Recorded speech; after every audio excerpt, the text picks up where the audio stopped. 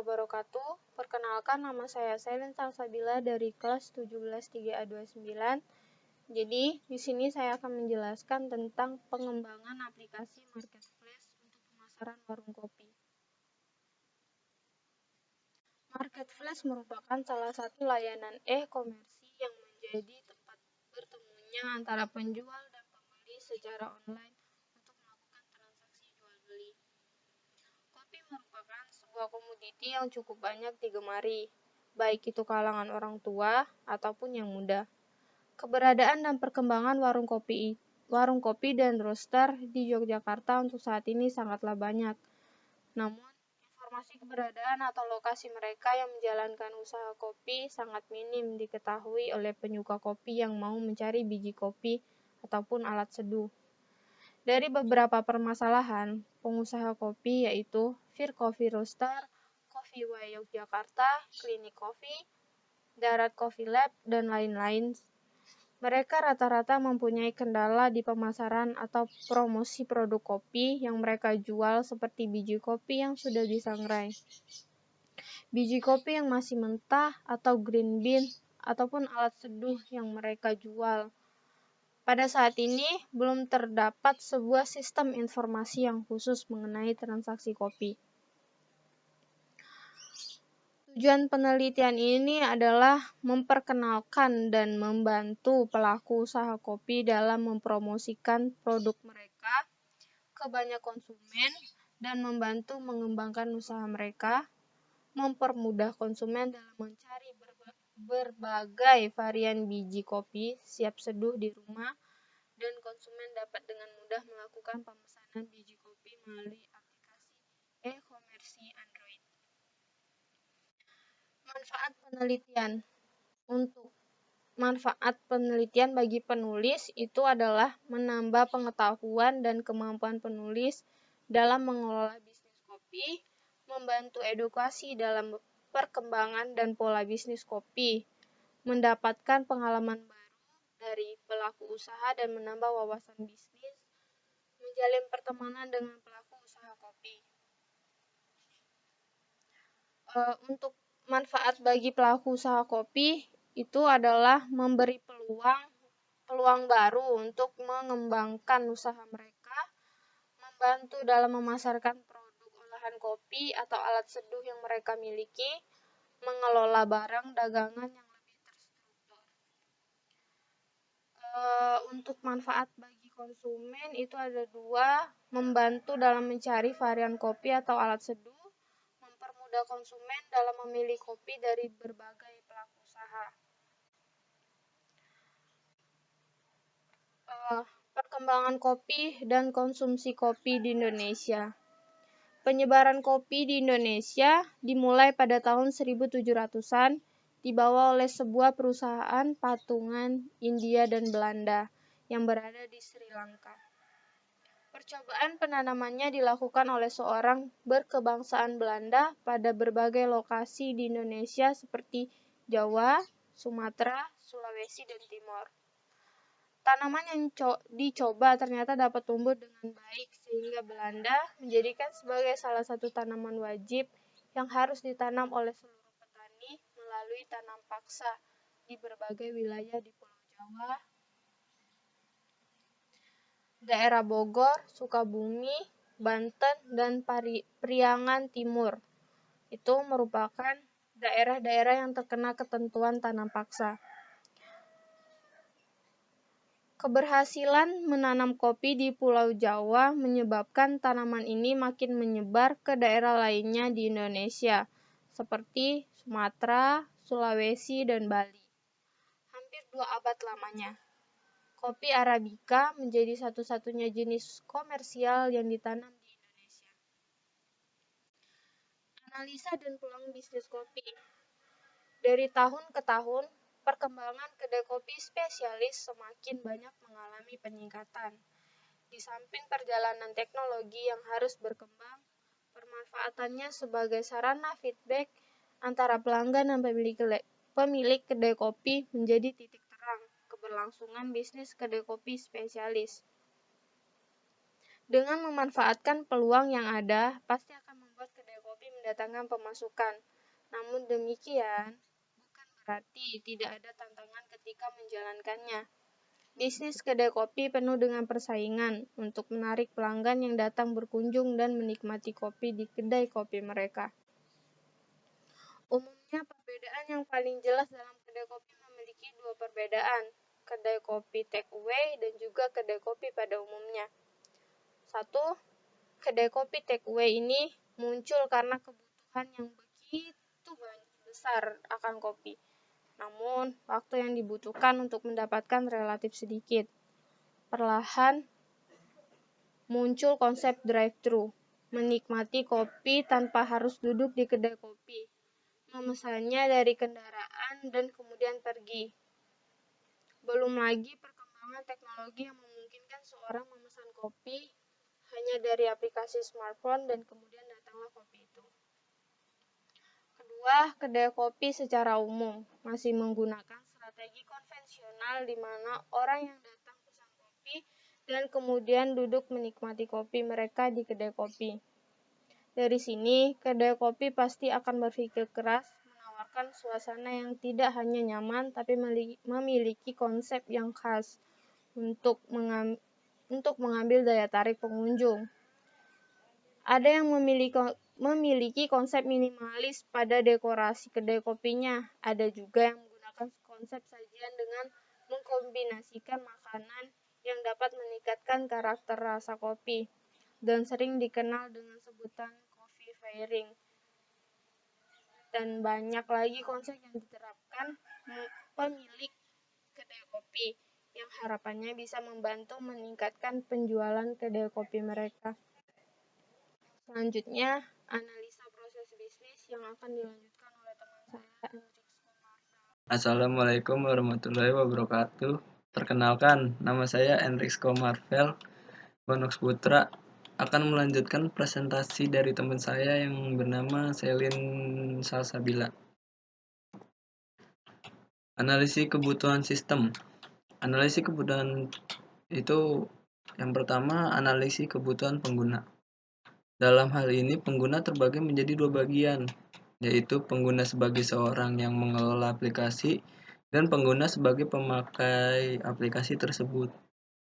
Pengguna sebagai pengelola aplikasi ialah seorang yang ditugaskan untuk mempunyai wewenang untuk mengelola dan atau mengatur berjalannya aplikasinya nanti, dan membantu seseorang pengguna sebagai pemakai dalam menjalankan aplikasi, tetapi memiliki beberapa peraturan dan wewenang sesuai dari tingkat pengelola. Sedangkan pengguna sebagai pemakai ialah seorang yang dapat dikatakan orang umum biasa, yang tidak memiliki tugas apa-apa, tetapi mereka menggunakan aplikasi karena kebutuhan dan manfaat yang akan diberikan dari aplikasi tersebut. Yang kedua, analisis kebutuhan fungsional. Kebutuhan fungsional berisi proses apa saja yang nantinya dilakukan oleh sistem. Dari hasil analisis yang telah dilakukan, terbagi menjadi dua, yaitu aplikasi mobile dan aplikasi website. Yang pertama, mobile. Pertama, sistem mampu menampilkan harga produk jualan berdasarkan suatu jenis produk. Dan yang kedua, sistem mampu menampilkan produk atau jasa dari pengusaha kopi atau UMKM kopi. Yang ketiga, sistem mampu menampilkan informasi produk pengusaha kopi berdasarkan jenis produk secara daftar ataupun detail. Selanjutnya, website. Yang pertama itu website. Sistem mampu menampilkan data produk dan member dengan baik. Yang kedua, sistem mampu menampilkan data pemesanan produk yang dilakukan oleh member sebagai pembeli. Yang ketiga, sistem mampu menampilkan data pemesanan yang sudah atau belum terverifikasi. Selanjutnya, analisis kebutuhan non-fungsional. Analisis kebutuhan non-fungsional dilakukan untuk mengetahui spesifikasi kebutuhan sistem. Kebutuhan non-fungsional meliputi kebutuhan data atau informasi. Analisis kebutuhan yang diperlukan dalam perancangan sistem ini antara lain sebagai berikut. 1. Kebutuhan informasi data atau informasi yang dibutuhkan untuk menjalankan aplikasi ini ialah data UMKM kopi yang diperoleh atau didapatkan dari komunitas pelaku usaha kopi atau organisasi UMKM. Data pelaku usaha yang dimasukkan secara mandiri. Selanjutnya masuk ke bab 4 hasil dan pembahasan. Batasan implementasi. Pertama, perangkat lunak yang digunakan. Terdapat beberapa perangkat lunak yang digunakan untuk membuat aplikasi ini. Perangkat lunak digunakan antara lain adalah yang pertama, sistem operasi dalam membangun aplikasi Android dan web admin menggunakan sistem operasi Windows 10 Pro. Yang kedua, Android Studio. Android Studio digunakan untuk membuat aplikasi mobile beserta tampilannya, di mana aplikasi ini nantinya akan digunakan oleh pengguna langsung. Yang ketiga, Sublime Text untuk membuat aplikasi web admin dan web API menggunakan aplikasi Sublime Text, di mana nantinya aplikasi ini digunakan oleh admin untuk mengontrol data yang ada pada aplikasi mobil. Selanjutnya, perangkat keras yang digunakan.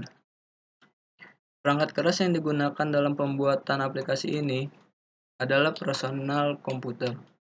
Personal komputer digunakan untuk membuat semua objek yang diperlukan dalam membangun aplikasi marketplace kopi, dan digunakan juga untuk membangun dan menguji aplikasi marketplace kopi. Berikut spesifikasi komputer yang digunakan dalam pembuatan aplikasi marketplace kopi. Yang pertama, perangkat input seperti mouse dan keyboard, perangkat output seperti monitor. Yang ketiga, perangkat komputer dengan menggunakan prosesor Intel Core i5, kartu grafis Nvidia GeForce GTX 650 Ti 2GB, dan memori 8GB. Selanjutnya, hasil implementasi aplikasi web panel. Yang pertama itu ada halaman login. Halaman login akan muncul pertama kali ketika seorang admin mengakses aplikasi untuk web admin, di mana seorang admin harus memasukkan user ID berserta passwordnya terlebih dahulu agar bisa masuk ke dalam halaman utama web admin. Ini di bawah ada gambar contoh web login, halaman login. Selanjutnya itu ada halaman dashboard. Pada halaman ini nantinya admin akan mengontrol data yang masuk dari aplikasi mobile setelah melakukan login terlebih dahulu. Halaman dashboard merupakan halaman utama untuk aplikasi web admin, yang terdapat beberapa menu di kanan sebelah kiri dan biasanya diakses oleh admin yang sudah terdaftar pada sistem web admin. Yang selanjutnya itu ada halaman modul manajemen atau pembeli. Pada halaman manajemen data pembeli, admin dapat mengontrol data pembeli yang masuk pada database setelah pengguna sebagai pembeli melakukan pendaftaran. Pada halaman ini, admin dapat melakukan opsi untuk mengubah data pembeli dan menghapus data pembeli. Selanjutnya, halaman modul manajemen atau UMKM. Tugas admin hampir sama seperti pada gambar modul manajemen atau pembeli. Hanya saja, data UMKM yang terdaftar nantinya harus dikonfirmasi terlebih dahulu oleh admin selain mengubah data dan menghapus data UMKM. Selanjutnya, halaman modul manajemen atau produk. Pada halaman manajemen data produk, nantinya admin bisa melakukan manajemen data dengan tugas mengubah dan menghapus data dari produk UMKM yang sudah ditambahkan oleh UMKM. Yang selanjutnya, halaman modul manajemen pemesanan. Pada halaman manajemen pemesanan ini, data yang masuk pada database setelah proses order dilakukan oleh pembeli dan melakukan pembayaran. Sampai proses ini, data akan masuk pada halaman pemesanan web admin yang mana admin dapat melakukan perubahan data atau menghapus data orderan yang masuk. Selanjutnya, halaman modul manajemen atau konten aplikasi. Pada halaman konten aplikasi yang dimaksudkan ini, yaitu merupakan kategori yang akan ditampilkan dalam aplikasi. Nantinya produk yang dijual oleh UMKM akan bisa ditampilkan berdasarkan kategorinya saja. Ya, sekian dari saya. Akan dilanjutkan kepada teman saya yang bernama Muhammad Abdillah. Assalamualaikum warahmatullahi wabarakatuh. Assalamualaikum warahmatullahi wabarakatuh. Saya Muhammad Abdillah akan melanjutkan penjelasan dari Enrico Marvel ya di UI Mobile Apps. Homepage. Homepage ini halaman beranda atau indeks untuk aplikasi mobile. Merupakan halaman pertama atau utama ketika pengguna membuka atau menjalankan aplikasi tersebut. Terdapat beberapa kanal bagian data yang sudah terbagi atas tingkat utama dari data yang akan disajikan. Pertama, menampilkan data utama tentang daftar produk UMKM yang siap untuk dibeli. Ya, ini tampilan dari homepage UMKM. Tampilan homepage-nya. Kedua, homepage with menu. Masih sama dengan pembahasan yang di pertama. Menerangkan terdapatnya suatu slide menu yang sembunyi di samping kiri. Menu ini dapat diakses dengan cara menggeser tampilan ke arah kanan, sliding left to right untuk memilih-milih menu-menu di aplikasi UMKM di homepage menu ini.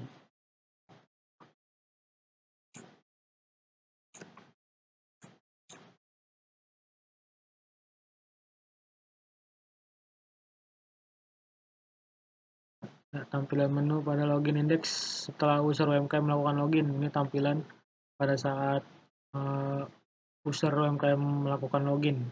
Tampilannya seperti di homepage with menu. Terus sudah login, tampilan form pendaftaran sebagai pembeli sebelah kanan. Daftar username, masukin alamat, nomor HP dan email dan nomor telepon. Halaman daftar user mobile apps.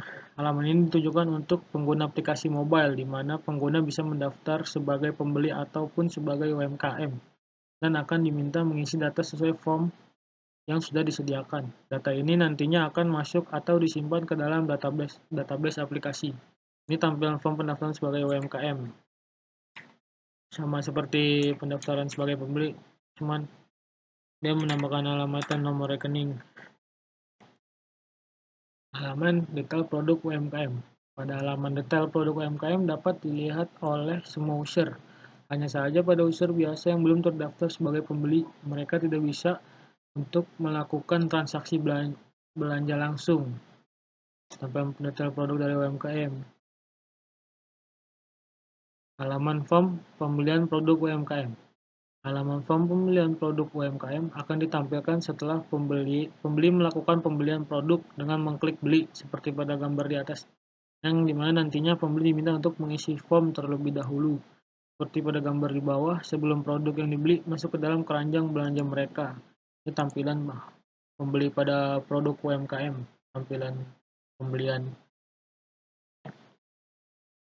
Halaman pemesanan produk UMKM merupakan tampilan keranjang belanjaan pembeli, di mana pada tampilan ini pembeli memutuskan pilihan pembelian barangnya dengan klik beli produk tersebut atau menghapus barang pembeliannya sebelum nantinya masuk ke bagian konfirmasi pembelian.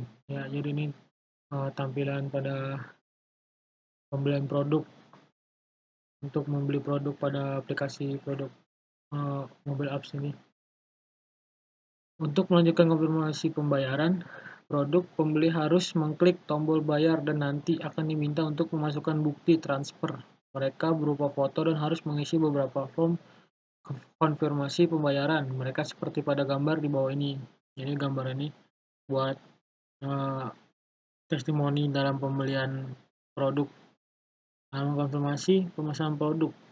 Pada halaman konfirmasi pemesanan produk memiliki tampilan yang sama seperti gambar di atas. Hanya saja pada tampilan ini, konsumen tidak dapat lagi melakukan penghapusan produknya. Pada bagian ini merupakan proses lanjutan dari pemesanan produk yang sudah dilakukan. Jadi, misalkan pembeli sudah membeli produk atau sudah menyetujui pembelian, konsumen tidak dapat meng-cancel atau mengulang pembelian. Halaman riwayat proses order. Halaman riwayat proses order yaitu suatu halaman yang nantinya akan digunakan oleh pembeli untuk melihat tentang proses orderan mereka sudah diproses oleh pihak UMKM atau belum. Untuk tampilan pada gambar di bawah merupakan tampilan riwayat proses order pembeli. Terdapat tanggal pembelian melakukan order dan tanggal diproses oleh UMKM. Ini gambar dari konsumen yang membeli di aplikasi dilakukan pemrosesan untuk pemrosesan lebih lanjut. Halaman riwayat pembelian atau riwayat penjualan. Pada halaman riwayat pembelian atau riwayat penjualan ditujukan untuk user yang terdaftar sebagai catatan aktivitas belanja atau penjualan mereka yang nantinya berguna untuk pembuktian penjualan pihak UMKM atau sebagai bukti belanja dari user pembeli. Pada halaman ini, seperti gambar di bawah, terdapat tampilan info tanggal dan waktu order, pengiriman serta selesainya proses order. Nah, jadi ini tampilan dari aplikasi untuk setelah pemesanan dilakukan akan terdapat tanggal pengiriman dan proses sampainya barang. Halaman pengiriman produk. Pada halaman pengiriman produk, pihak UMKM baru bisa melakukan pengiriman barang dengan mengklik kirim setelah pihak pemesan atau konsumen melakukan pembayaran dan menyatakan foto bukti transfer uang yang dikirimkan. Jadi kalau konsumen belum melakukan pembayaran, barang tidak akan diproses. Setelah konsumen melakukan pembayaran, user akan langsung melakukan pemrosesan pengiriman barang.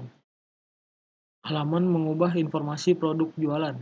Untuk halaman ini, pengguna sebagai UMKM dapat melakukan perubahan data produk yang dijual, yaitu dengan masuk ke menu kelola produk saya, maka akan ditampilkan daftar produk yang sudah mereka tambahkan sebelumnya, dan memilih produk mana yang akan diubah datanya dengan mengklik salah satu produk yang mengklik edit produk, maka akan muncul form perubahan data produk mereka. Untuk pengubahan produk, memilih barang lagi, seperti bab 5 penutup. Kesimpulan berdasarkan teori penelitian implementasi aplikasi yang telah dilakukan pada bab sebelumnya, dapat disimpulkan bahwa satu aplikasi marketplace kopi telah berhasil dikembangkan dan diuji coba untuk digunakan oleh pelaku usaha kopi UMKM dan pengguna biasa serta pembeli. Dua, dengan membuat aplikasi marketplace kopi untuk perangkat smartphone Android bisa membantu para pembeli biji kopi untuk kebutuhan mereka serta membantu pihak UMKM untuk menambah wadah promosi untuk produk mereka. Saran dari aplikasi marketplace kopi yang sudah dikembangkan, masih terdapat beberapa kekurangan yang masih dapat dilakukan perubahan untuk pengembangan lebih lanjut, sehingga aplikasi ini bisa menjadi lebih efisien untuk digunakan. Untuk pengembangan selanjutnya diharapkan pengembangan sistem pembayaran dan saat transaksi order. Pengembangan berikutnya diharapkan bisa untuk melakukan share konten atau katalog dalam aplikasi di media sosial pengguna. Pengembangan sistem pengiriman serta tracking barang pada user pembelian. Ya, kurang lebihnya mohon maaf bila ada salah kata. Wassalamualaikum warahmatullahi wabarakatuh.